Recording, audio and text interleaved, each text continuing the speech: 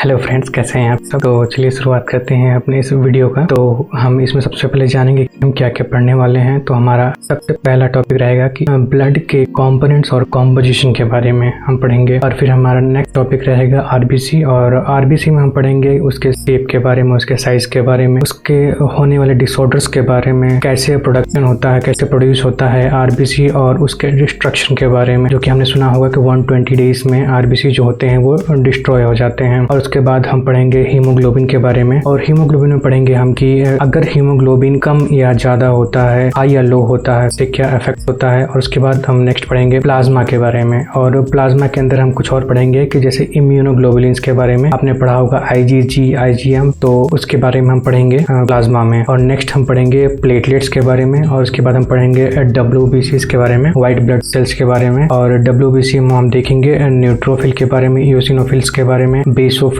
Monocytes और lymphocytes. और lymphocytes में हम बी और टी लिम्फोसाइट्स दोनों देखेंगे। और उसके बाद हमारा नेक्स्ट टॉपिक होगा ब्लड काउंट, और ब्लड काउंट में हम किसका किसका ब्लड काउंट देखेंगे, आरबीसी का, डब्ल्यूबीसी का, न्यूट्रोफिल्स, इओसिनोफिल्स का, बेसोफिल्स का, मोनोसाइट्स का और लिम्फोसाइट्स। तो इन सभी का हम ब्लड काउंट देखेंगे। और उसके बाद लास्ट में हम देखेंगे कुछ इंपॉर्टेंट पॉइंट्स ब्लड के बारे में। तो चलिए शुरुआत करते हैं अपने टॉपिक का। तो सबसे पहले हमारा टॉपिक है ब्लड के कंपोनेंट्स के बारे में। तो ब्लड के क्या क्या कंपोनेंट्स हैं? 4 कंपोनेंट्स होते हैं ब्लड के। पहला होता है आरबीसी, दूसरा होता है डब्ल्यूबीसी, तीसरा होता है प्लेटलेट, और चौथा होता है प्लाज्मा। तो ये सारे हैं ब्लड के कंपोनेंट्स, आरबीसी, डब्ल्यूबीसी, प्लेटलेट्स और प्लाज्मा, ये सारे हैं ब्लड के कंपोनेंट। और नेक्स्ट हम देखते हैं कि इनका कॉम्पोजिशन कैसे होता है। तो यहाँ पर आप देख पा रहे होंगे कि आरबीसी जो है ये 45% होता है, और प्लाज्मा जो है ये 55% है, और प्लेटलेट्स और डब्ल्यूबीसी दोनों मिलाकर के 1% या उससे भी कम के परसेंटेज में आते हैं ये प्लेटलेट्स और डब्ल्यूबीसी। तो चलिए शुरुआत करते हैं। सबसे पहले देखते हैं आरबीसी के बारे में कि आरबीसी क्या है। तो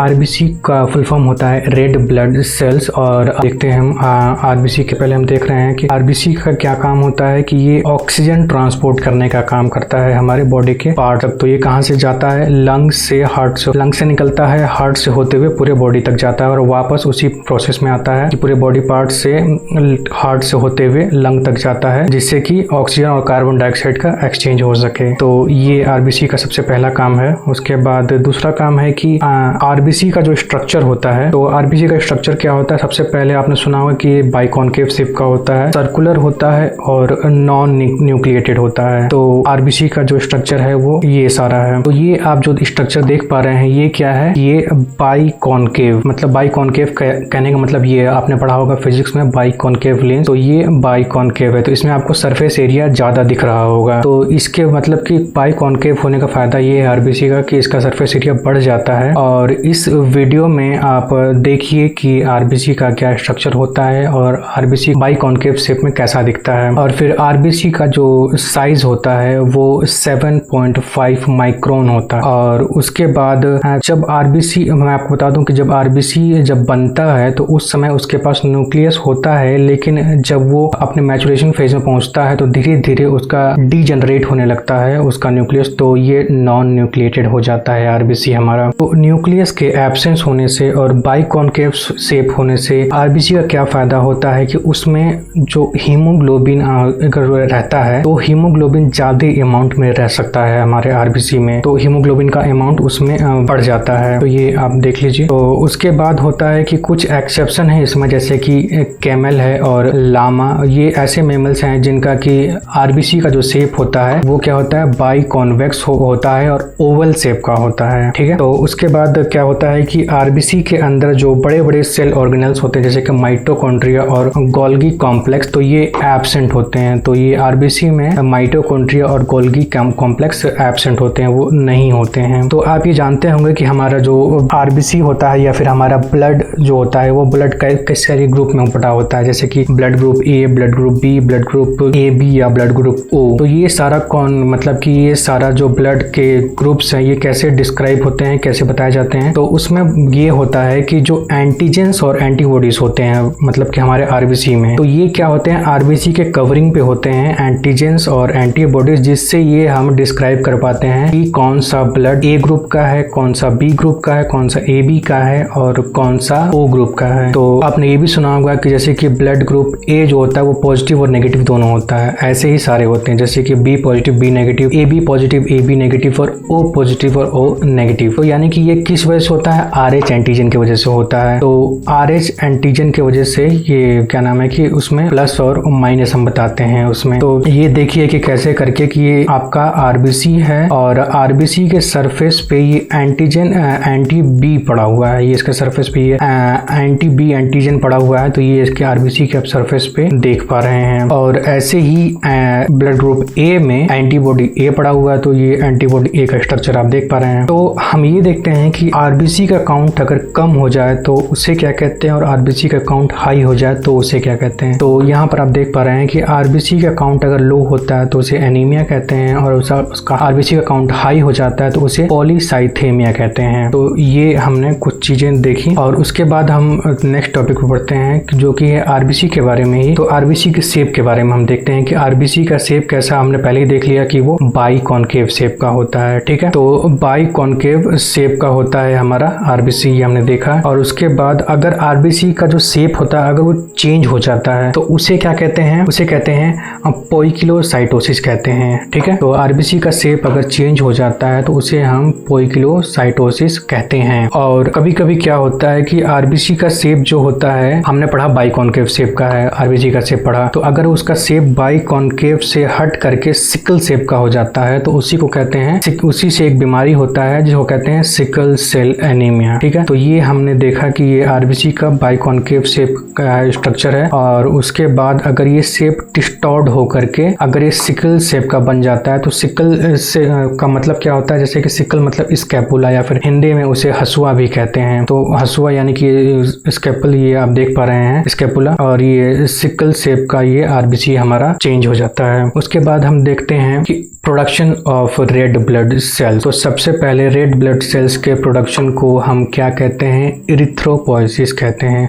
अगर इसके बारे में आपको और डिटेल में जानना है कि इरिथ्रोपोइसिस क्या है और कैसे होता है तो आप हमारे ब्लड के पार्ट 1 वाले वीडियो में पूरा देख सकते हैं। तो यहाँ पर आप देखिए कि जब मैचुरेशन होता है तो हीमोग्लोबिन जो होता है, हीमोग्लोबिन जो सेल्स होता है ये बनता है और न्यूक्लियस बन जाता है, और दिन जो कि न्यूक्लियस जो होता है वो धीरे धीरे स्मॉल होते जाता है। तो इसमें हम एक पॉइंट देख लेते हैं कि जब आरबीसी बनता है तो उस समय इसमें हीमोग्लोबिन होता है और न्यूक्लियस भी होता है जो कि धीरे धीरे कुछ दिनों में और धीरे धीरे वो डीजनरेट हो जाता है और न्यूक्लियस उसमें नहीं रहता, तो इसलिए उसको नॉन न्यूक्लिएटेड आरबीसी को कहते हैं, जैसे हमने पहले देखा। और जो उसका न्यूक्लियस होता है वो जब वो डीजनरेट हो जाता है तो हमारे वैस्कुलर चैनल में फ्लो होने लगता है। तो ये हमने देखा आरबीसी के प्रोडक्शन के बारे में। उसके बाद हम देखते हैं कि आरबीसी के डिस्ट्रक्शन के बारे में, कि आरबीसी का डिस्ट्रक्शन होता है। तो आरबीसी के डिस्ट्रक्शन में सबसे पहले पॉइंट हम देखेंगे कि आरबीसी का डिस्ट्रक्शन कहाँ पर होता है। तो आरबीसी का डिस्ट्रक्शन होता है स्प्लीन में होता है, इसीलिए हम स्प्लीन को ग्रेवयार्ड ऑफ आरबीसी भी कहते हैं। उसके बाद स्प्लीन जो होता है वो एक्सेस अमाउंट जो हमारे ब्लड कॉर्पसेल्स का होता है उसको स्टोर करता है, इसलिए हम इसको ब्लड बैंक ऑफ बॉडी भी कहते हैं। फिर उसको क्या बोलते हैं? आरबीसी जो होता है ये इसका डिस्ट्रक्शन कितने दिनों में होता है? आरबीसी बनने के 120 डेज में। ये हम सबने पहले का सुना हुआ है कि आरबीसी जो होता है उसका एवरेज लाइफ स्पैन जो होता है वो 120 डेज होता है। उसके बाद जो आरबीसी का है उसमें आरबीसी में आयरन कंटेनिंग हीमोग्लोबिन होता है। तो आरबीसी के डिस्ट्रक्शन के समय जो आरबीसी के अंदर जो हीमोग्लोबिन होता है वो वेस्ट नहीं होता है और वो उसको वापस यूटिलाइज कर लिया जाता है बॉडी के द्वारा नए आरबीसी को बनाने के लिए और हीमोग्लोबिन को बनाने के लिए। और जो आरबीसी के डिस्ट्रक्शन के समय उसका जो कैटाबॉलिज्म होता है तो उससे सबसे पहले बनता है बिलीवर्डिन, और जो कि बाद में रिड्यूस होकर के बिलीरुबिन में कन्वर्ट हो जाता है। बिलीवर्डिन जो होता है वो बिलीरुबिन में कन्वर्ट हो जाता है। ठीक है, तो इसमें जो मतलब कि जो हमारे आरबीसी में जो हीम पार्ट होता है हीमोग्लोबिन का, वो हीम पार्ट कैटाबलाइज होकर के बिलीवर्डिन बनता है और वो बाद में बिलीवर्डिन जो होता है वो रिडक्शन के बाद वो बिलीरुबिन में कन्वर्ट हो जाता है। तो जो बिलीरुबिन होता है ये बाइल के फॉर्म में ये स्टोर रहता है हमारे लीवर में, और अगर इसका अमाउंट बढ़ जाता है तो उसके अमाउंट के बढ़ने की वजह से जॉन्डिस जो बीमारी होती है, जो डिजीज होती है वो हो जाती है। तो इसके बाद हम नेक्स्ट टॉपिक देखते हैं हीमोग्लोबिन। तो हीमोग्लोबिन को स्टार्ट करते हैं और हम सबसे पहले जानने की कोशिश करते हैं कि हीमोग्लोबिन में क्या होता है। कि हीमोग्लोबिन जो होता है हमारे आरबीसी का 95% जो पार्ट होता है, जो ड्राई वेट होता है आरबीसी का हमारा वो। तो हम शुरुआत करते हैं हीमोग्लोबिन के बारे में। तो हम हीमोग्लोबिन के बारे में ये जानते हैं कि हीमोग्लोबिन जो होता है कि आरबीसी के अंदर स्टोर्ड रहता है, इसीलिए आरबीसी का जो शेप होता है वो बाई कॉन्केव शेप का होता है, ताकि उसका सरफेस एरिया बढ़ जाए और ज़्यादा अमाउंट में आरबीसी उसमें स्टोर हो पाए। तो आरबीसी के अंदर जो हीमोग्लोबिन स्टोर होता है, तो आरबीसी का जो 95% जो उसका वेट होता है वो हीमोग्लोबिन की वजह से होता है, जो कि ऑक्सीजन को ट्रांसपोर्ट करने का काम करता है। और उसके बाद हम देखते हैं कि हीमोग्लोबिन में के कंपोनेंट्स क्या क्या होते हैं। तो हीमोग्लोबिन के कंपोनेंट्स में सबसे पहले उसमें हीम होता है जो कि 5% होता है, और उसके बाद उसमें ग्लोबिन होता है जो कि 95% होता है, जो कि प्रोटीन का पार्ट होता है।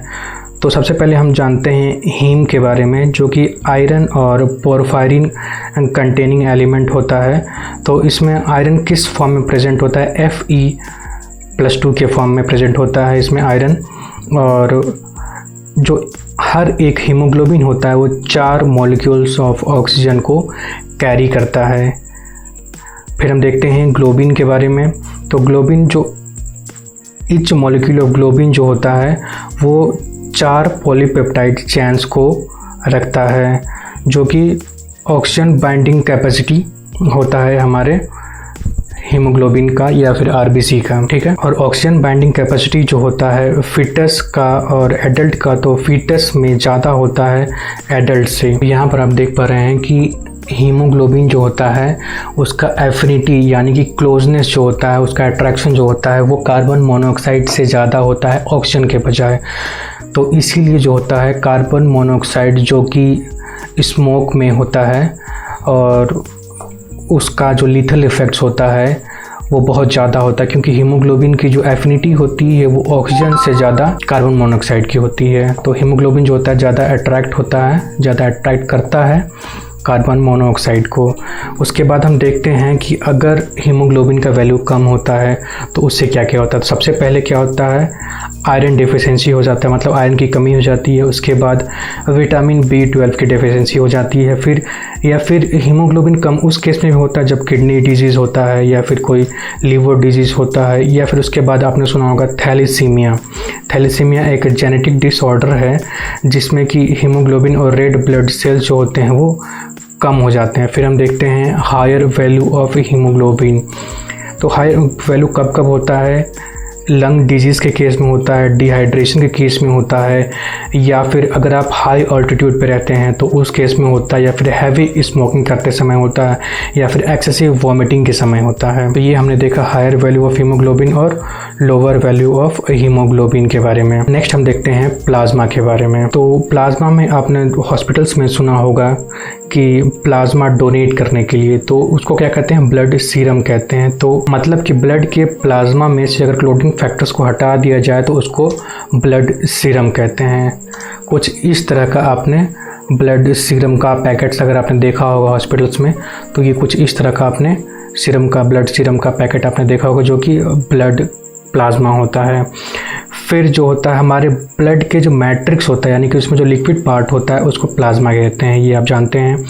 और जो प्लाज्मा का जो कलर होता है वो पेल येलो कलर होता है। किसकी वजह से होता है, बिलीरुबिन की वजह से। हमने हीमोग्लोबिन का जो ब्रेकडाउन हमने देखा था तो उसमें देखा था कि बिलीरुबिन बनता है और बिलीवर्डिन बनता है। तो बिलीरुबिन के वजह से जो प्लाज्मा का जो कलर होता है वो येलो कलर होता है।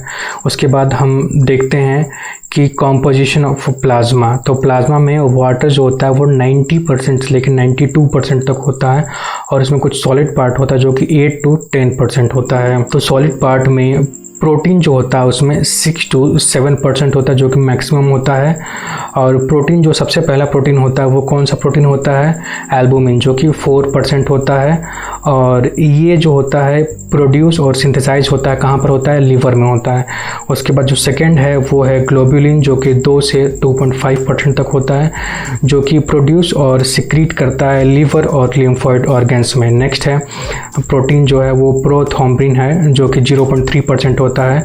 उसके बाद नेक्स्ट जो लास्ट है वो फाइब्रिनोजन है, जो कि 0.3% वो भी होता है। तो हमारे ब्लड में 3 टाइप्स के ग्लोबुलिन्स होते हैं। सबसे पहला अल्फ़ा ग्लोबुलिन जो कि लीवर में प्रोड्यूस होता है, फिर बीटा ग्लोबुलिन जो कि वो भी लीवर में प्रोड्यूस होता है। उसके बाद थर्ड है गामा ग्लोबुलिन जो कि लिम्फोइड ऑर्गन्स में प्रोड्यूस होता है। तो हमारा जो गामा ग्लोबुलिन होता है वो हमारे बॉडी में जो बैक्टीरिया होते हैं उनको डिस्ट्रॉय करने के लिए काम करता है, और बैक्टीरिया, वायरस और बाकी जो टॉक्सिक सब्सटेंसेस आते हैं उसको डिस्ट्रॉय करने के लिए काम करता है। और हम गामा जो ग्लोबुलिन होता है इसको इम्यूनोग्लोबुलिन्स भी कहते हैं। तो इम्यूनोग्लोबुलिन्स के बारे में हम देखते हैं कि इम्यूनोग्लोबुलिन्स 5 टाइप के होते हैं, 5 टाइप्स के होते हैं। सबसे पहला IG यहाँ पर स्टैंड कर रहा है इम्यूनोग्लोबुलिन, तो ये हो गया IgG। उसके बाद नेक्स्ट होता है IgA, फिर होता है IgM, IgD, IgE। तो ये 5 टाइप के इम्यूनोग्लोबुलिन हो गए। और उसके बाद हम देखते हैं कि इनका ऑर्डर क्या होता है, परसेंटेज के अमाउंट, मतलब कि कितने परसेंट में होते हैं। तो इस ऑर्डर को आप देख सकते हैं कि सबसे ज़्यादा IgG, फिर IgA, फिर IgM, फिर IgD, फिर IgE, यानी कि ये ऑर्डर हो गया GAMDE, गम दे। IgG, IgA, IgM, IgD और IgE। तो IgG जो होता है वो सबसे स्मॉलेस्ट होता है, और IgM जो होता है वो लार्जेस्ट होता है। तो IgG यहाँ पर स्मॉलेस्ट है और IgM जो है वो लार्जेस्ट है। तो ये हमने देखा प्लाज्मा के बारे में। अब हम नेक्स्ट देखते हैं प्लेटलेट्स। तो प्लेटलेट्स को और क्या कहते हैं, थ्रोम्बोसाइट्स भी कहते हैं। ठीक है, तो थ्रोम्बोसाइट्स का यानी कि प्लेटलेट्स का कलर क्या होता है, तो जब उसको स्टेन करते हैं तो डार्क पर्पल कलर का आता है। उसका साइज़ क्या होता है, वो 2 to 3 माइक्रोन होता है, और वो नॉन न्यूक्लिएटेड होता है। और अगर हम इसके शेप के बारे में बात करें तो ये डिस्क शेप का होता है, और ओवल को कह सकते हैं आप, और बाई कॉन्वेक्स कह सकते हैं आप। इसका शेप कैसा हुआ, डिस्क लाइक, ओवल शेप्ड और बाई कॉन्वेक्स। तो ये आप यहाँ पर स्ट्रक्चर में देख पा रहे हैं कि ये बाई कॉन्वेक्स या फिर डिस्क लाइक आपको शेप दिख रहा होगा, ओवल शेप भी आप इसको कह सकते हैं। तो ये स्ट्रक्चर आपको दिख गया, और ये वॉयलेट कलर का होता है, ये यहाँ पर आप इसको देख पा रहे हैं। और कुछ फंक्शन के बारे में देख लेते हैं कि इसका क्या फंक्शन होता है। तो ये थ्रोम्बोप्लास्टिन फॉर्म करता है, सिंथेसाइज करता है, जो कि ब्लड क्लॉटिंग में हेल्प करता है। और ये और क्या सिंथेसाइज करता है, ये सीरोटोनिन सिंथेसाइज करता है। ठीक है, इसके बाद हम कुछ प्लेटलेट्स के बारे में कुछ और पॉइंट्स हम देख लेते हैं। प्लेटलेट्स के बारे में कुछ और पॉइंट्स हम देख लेते हैं कि अगर इसका लो अमाउंट होता है तो उससे क्या होता है और उसको कहते क्या हैं। तो लो अमाउंट को कहते हैं थ्रोम्बोसाइटोपिनिया, जो कि किस किस केस में होता है, ल्यूकेमिया यानी कि ब्लड कैंसर के केस में होता है, लिम्फोमा के केस में होता है, ऑटो इम्यून डिसऑर्डर्स के केस में होता है। तो उस केस में प्लेटलेट्स का जो अमाउंट होता है वो कम होता है। और हाई अमाउंट को क्या कहते हैं, थ्रोम्बोसाइटोसिस कहते हैं।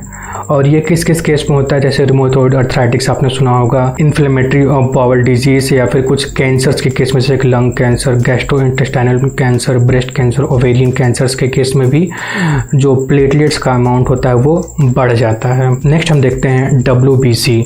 तो WBC को हम शुरुआत करते हैं। तो WBC को और क्या कहते हैं हम, वाइट ब्लड सेल्स और ल्यूकोसाइट्स भी हम WBC को कहते हैं। तो WBC का सबसे पहले हम कलर की बात कर लेते हैं कि WBC का कलर क्या होता है, कि वो कलरलेस होता है। WBC कलरलेस होता है।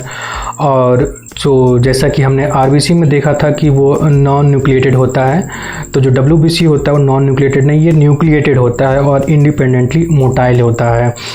तो जो WBC होता है वो 2 टाइप का होता है। तो सबसे पहला होता है ग्रेनुलोसाइट्स। तो ग्रेनुलोसाइट्स जो होता है उसके अंदर, ग्रेनुलोसाइट्स क्यों कहते हैं इसको, क्योंकि उसके साइटोप्लाज्म को जब हम स्टेन करते हैं तो उसके अंदर हमको ग्रीन दिखाई देता है। और जो इसका जो न्यूक्लियस होता है वो मल्टीलोब्ड होता है और इंटरकनेक्टेड होता है प्रोटोप्लाज्मिक स्ट्रैंड के थ्रू।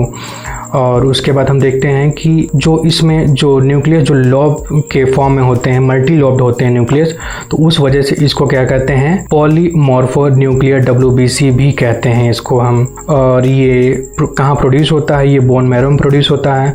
और उसके बाद ग्रेनुलोसाइट्स 3 टाइप्स के होते हैं, इओसिनोफिल, बेसोफिल और न्यूट्रोफिल्स। ठीक है, उसके बाद हम देखते हैं ए ग्रेनुलोसाइट्स के बारे में। तो ए ग्रेनुलोसाइट्स जो होते हैं उनके साइटोप्लाज्म जो होता है वो क्लियर होता है और नॉन ग्रेनुलर होता है। और जो इनका न्यूक्लियस होता है वो डिवाइड नहीं करता है और वो मोनोन्यूक्लियर होता है, इसलिए इसको मोनोन्यूक्लियर WBC भी कहते हैं। और ये भी, इसका भी जो प्रोडक्शन होता है ये भी बोन मैरो में होता है। और जो ए ग्रेनुलोसाइट्स होते हैं वो 2 टाइप के होते हैं, वो मोनोसाइट्स और लिम्फोसाइट्स। ठीक है, और अगर WBC का काउंट कम हो जाता है तो उसे कहते हैं ल्यूकोपीनिया, और उसका अगर WBC का काउंट अगर हाई हो जाता है तो उसको कहते हैं ल्यूकोसाइटोसिस। उसके बारे में हम इसके क्लासिफिकेशन को देख लेते हैं WBC के। उसके बाद हम WBC के क्लासिफिकेशन को देख लेते हैं। तो उसमें सबसे पहले WBC को क्या कहते हैं, ल्यूकोसाइट्स कहते हैं। और जो ल्यूकोसाइट्स होते हैं वो 2 टाइप के होते हैं, ग्रेनुलोसाइट्स और ए ग्रेनुलोसाइट्स, 2 टाइप के ल्यूकोसाइट्स होते हैं। और जो ग्रेनुलोसाइट्स होते हैं वो 3 टाइप्स के होते हैं ग्रेनुलोसाइट्स हमारे। कौन कौन से, सबसे पहला न्यूट्रोफिल, दूसरा इओसिनोफिल या फिर एसिडोफिल्स भी उसको कहते हैं, और तीसरा बेसोफिल्स। ठीक है, उसके बाद हम ए ग्रेनुलोसाइट्स के बारे में देखते हैं कि ए ग्रेनुलोसाइट्स का क्लासिफिकेशन कैसे होता है। तो ये भी 2 टाइप का होता है, पहला मोनोसाइट्स और दूसरा लिम्फोसाइट्स। और उसके बाद जो लिम्फोसाइट होता है ये फर्दर डिवाइड होता है 2 पार्ट में, पहला बी लिम्फोसाइट और दूसरा टी लिम्फोसाइट्स। ठीक, अब हम देखते हैं सबसे पहले न्यूट्रोफिल्स के बारे में। तो ये न्यूट्रोफिल्स के बारे में देखते हैं हम सबसे पहले। तो न्यूट्रोफिल्स का साइज़ क्या होता है, 10 to 12 माइक्रोन होता है।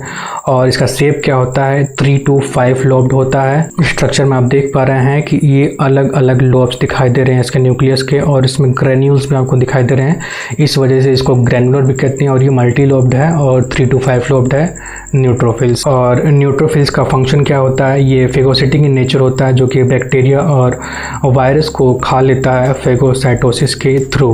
और ये इसका जो अमाउंट होता है ये 60 to 65% होता है टोटल ल्यूकोसाइट काउंट का, यानी कि ये मैक्सिमम इन नंबर होता है WBCs का। और जो इसका जो स्मॉलर साइज होता है और फेगोसिटिक नेचर की वजह से इसको माइक्रो पुलिसमैन ऑफ ब्लड भी कहते हैं। तो ये भी एक इम्पॉर्टेंट पॉइंट है यहाँ पर कि इसको माइक्रो पुलिसमैन ऑफ ब्लड कहते हैं। और अगर इसका अमाउंट लो हो जाता है न्यूट्रोफिल्स का तो उसको कहते हैं न्यूट्रोपीनिया। और ये जब ड्रग्स का जो रिएक्शन होता है तो उसमें भी होता है, ड्रग्स के रिएक्शन में भी ये इसका जो अमाउंट होता है न्यूट्रोफिल्स का वो कम हो जाता है। और इसका अमाउंट हाई जो होता है तो उसको कहते हैं न्यूट्रोफिलिया कहते हैं। और वो जो न्यूट्रोफिलिया होता है उसको किस एक्यूट बैक्टीरियल इन्फेक्शंस के केस में भी होता है। उसके बाद हम देखते हैं इओसिनोफिल्स के बारे में। तो इओसिनोफिल्स का सबसे पहले हम साइज देखते हैं, जो कि होता है 10 to 15 माइक्रोन। और इसमें ये कितने लोब का होता है, ये बाइलोब्ड होता है। तो बाइलोब्ड का स्ट्रक्चर आप देख पा रहे हैं कि यहाँ पर आपको 2 लोब दिखाई दे रहे हैं और ये ग्रेनुलर है, तो ग्रेन्यूल्स आपको दिखाई दे रहे हैं।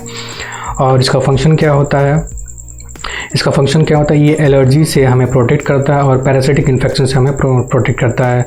और जो इओसिनोफिल्स का जो अमाउंट होता है टोटल WBC में, टोटल ल्यूकोसाइट काउंट में, वो 2 to 3% होता है। और हाई काउंट के केस में इसको इओसिनोफिलिया कहते हैं, और उसको इओसिनोफिलिया को कहते हैं और एडिशंस डिजीज़ भी कहते हैं। और अस्थमा के केस में भी इओसिनोफिल का जो अमाउंट होता है वो हाई हो जाता है। उसके बाद हम नेक्स्ट बेसोफिल्स देखते हैं। तो सबसे पहले बेसोफिल्स का हम साइज़ देख लेते हैं कि बेसोफिल का साइज़ होता है 8 to 10 माइक्रोन होता है। और ये सबसे छोटा यानी कि स्मॉलर ग्रेनुलोसाइट्स होता है। और इसका शेप के बारे में हम बात कर लेते हैं कि ये 2 to 3 लोब्ड होता है और एस शेप्ड का होता है। इसका स्ट्रक्चर हम देख लेते हैं। इसके स्ट्रक्चर में आप देख पा रहे हैं कि ये कुछ एस शेप का दिख रहा है और ये 2 से 3 लोब का होता है। ये हमारा बेसोफिल्स, और ये ग्रेनुलर है, ये आपको दिखाई दे रहा है। इसका कुछ फंक्शन के बारे में हम बात करते हैं ग्रेनुलोसाइट्स का। तो इसके फंक्शंस के बारे में पहला देखते हैं कि ये क्या सिक्रीट करता है। हिपैरिन सिक्रीट करता है और हिस्टामिन सिक्रीट करता है और सीरोटोनिन सिक्रीट करता है। और इसका जो अमाउंट हम देख लेते हैं कि टोटल ल्यूकोसाइट काउंट जो होता है वो मिनिमम इन नंबर होता है, जो कि 0.5 to 1% के बीच में होता है ये TLC का। और उसके बाद देखते हैं कि जो बेसोफिल्स होता है ये लीस्ट नंबर होते हैं, मतलब कि सबसे कम अमाउंट में होते, सबसे कम मात्रा में होते हैं ग्रेनुलोसाइट्स में।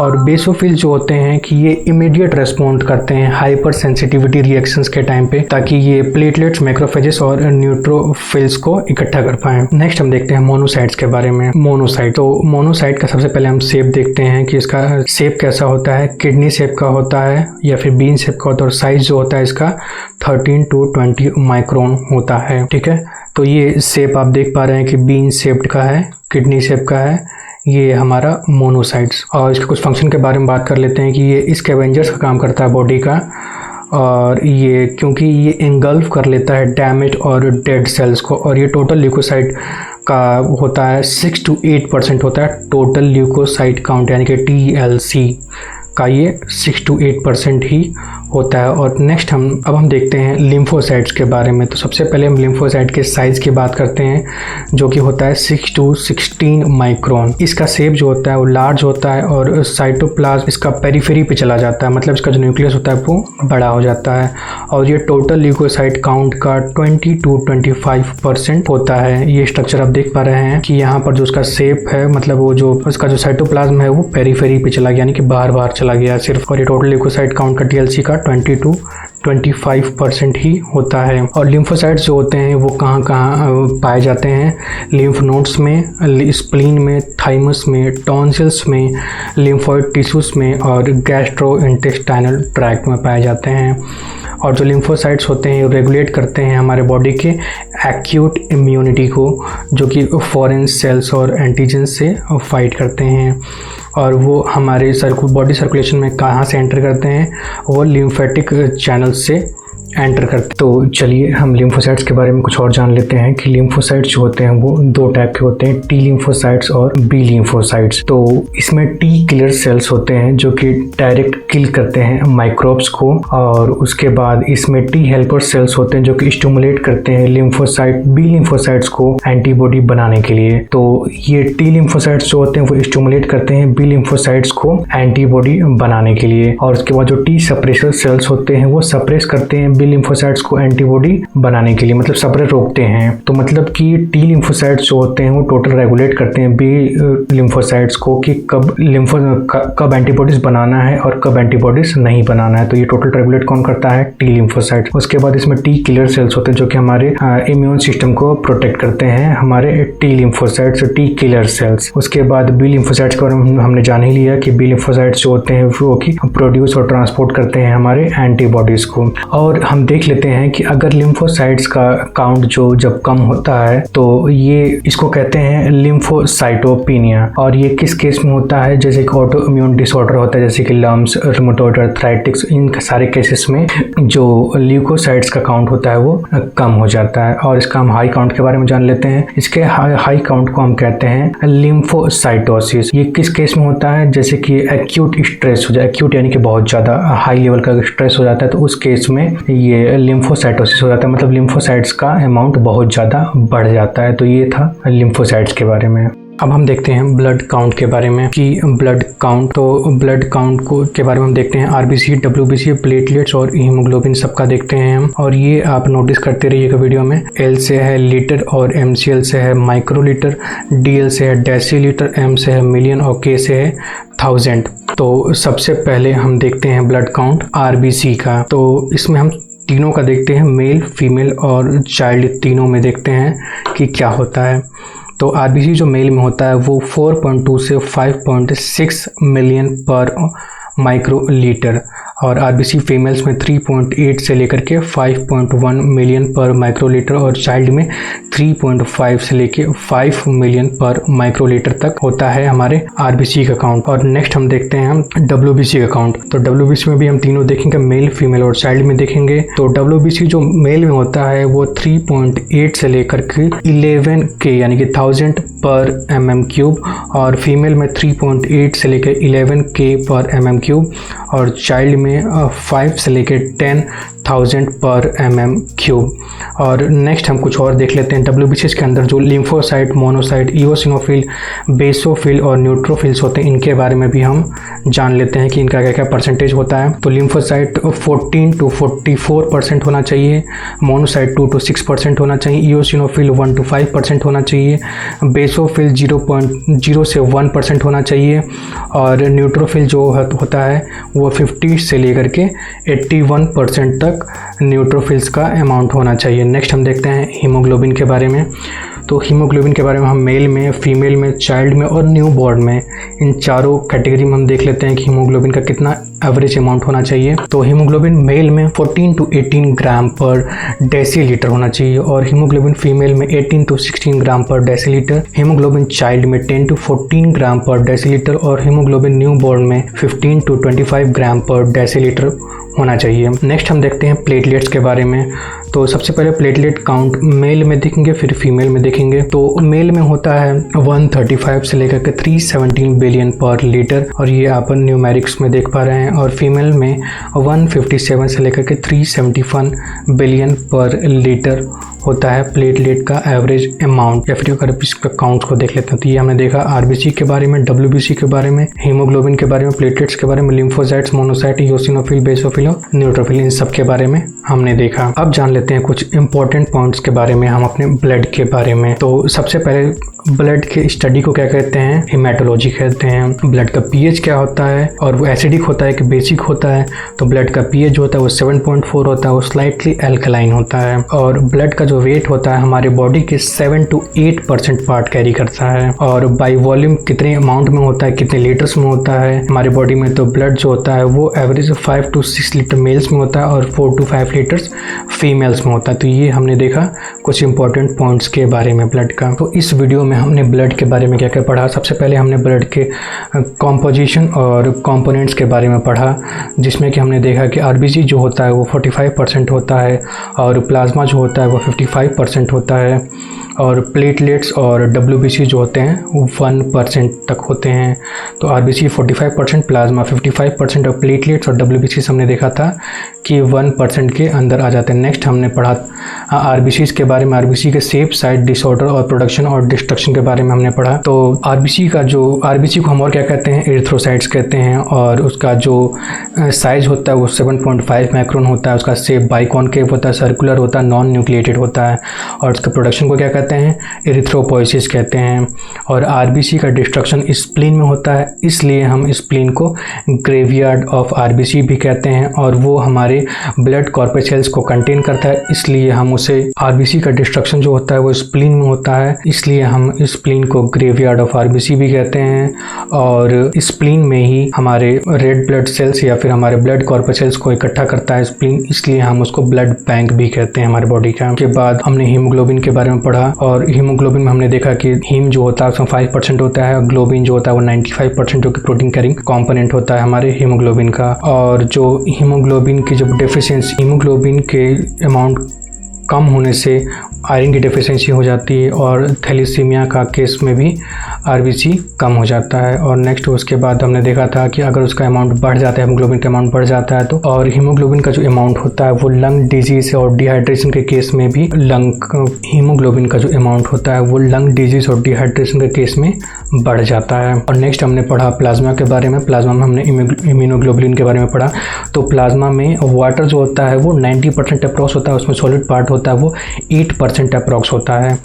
और उसमें हमने इम्यूनोग्लोबुलिन पढ़ा। इम्यूनोग्लोबुलिन 5 टाइप्स का हमने देखा, GAMDE, IgG, IgA, IgM, IgD और IgE के बारे में। नेक्स्ट हमने प्लेटलेट्स के बारे में पढ़ा।